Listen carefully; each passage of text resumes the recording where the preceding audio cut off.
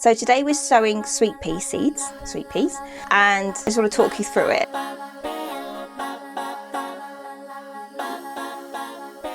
Sweet peas are actually quite hardy and they will germinate at quite a cooler temperature, and by sowing them now it's going to give them a good amount of time to get growing and ready to be hardy, strong plants, ready for when I want to plant them out in spring. They'll flower earlier, they will produce more flowers because they'll be stronger plants, and they will be ready to go much sooner than if you sowed them in the spring. So we're going to be sowing them today.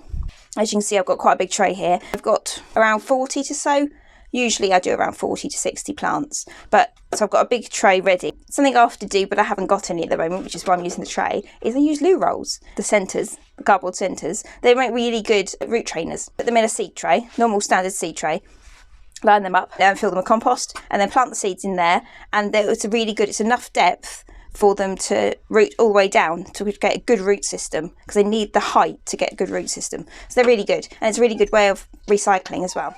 So to start off, I've got a mix of 3 parts homemade compost to 1 part perlite. It doesn't need to be that free draining, but it just needs to have a bit of aeration to the compost. Just let the air go through. Where it's going to be over winter, they don't need an awful lot of water because they'll be sort of starting to grow and get their roots sorted out, but a little bit of drainage is needed. So I've got 2 sorts of seeds here. I've got they're both Thompson and Morgan ones. One's a generic packet and one's not. It's Floral Tribute Mix, which is a good one. There's 40 in there, and I've got the Odoratus, the Sweet Pea Odoratus, the high scented one as well, which I really like. And last year these flowered for months. They were such good plants, so I've got those as well. So there's 25 in there. So we've got a decent amount to get going with. I'll put links to the seeds in the description so you can have a look at those. And so I'm going to fill the tray up with compost and we'll get started. So I'm not going to water these in advance because the homemade compost I've got is quite, check my hands out, is quite damp, and it does hold a lot of moisture, so it's good. Now, because I'm making these into a mix of the 2 types, I'm only going to label them as a sweet pea mix. I know the ones I've used. I'm just going to label them with a set of 1 label at the front, 1 label at the back, with sweet pea mix written on it and the date that I've put them in. If you're sowing multiple types and you want to identify them, just label the front and the back of each row, sort of there, in front and back of each row, and then it makes it easy to identify which seeds are in which section. Toilet roll tubes, you can always write on the tube as well, so that's easy enough to do.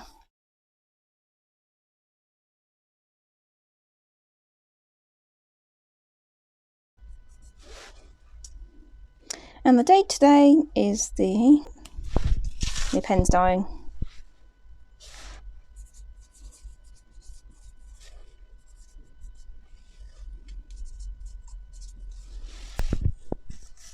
So that's the sweet peas sown.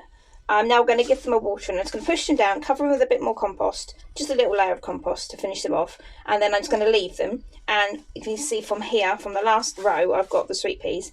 I'm going to be sowing something else here, so it's not going to go to waste, but I'm not going to do it today. So I'm just going to cover this section with a bit more, just a little layer of compost. I would normally do it for vermiculite, but I haven't got any vermiculite in stock at the moment, so I'm just going to do a little bit of compost, just the mix that I've used in here.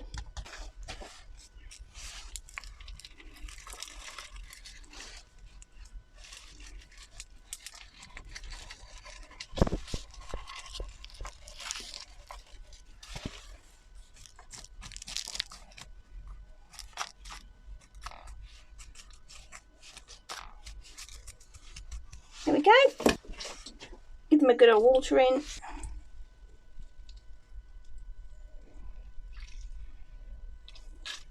So that's how you sow sweet peas in the winter time, ready for spring.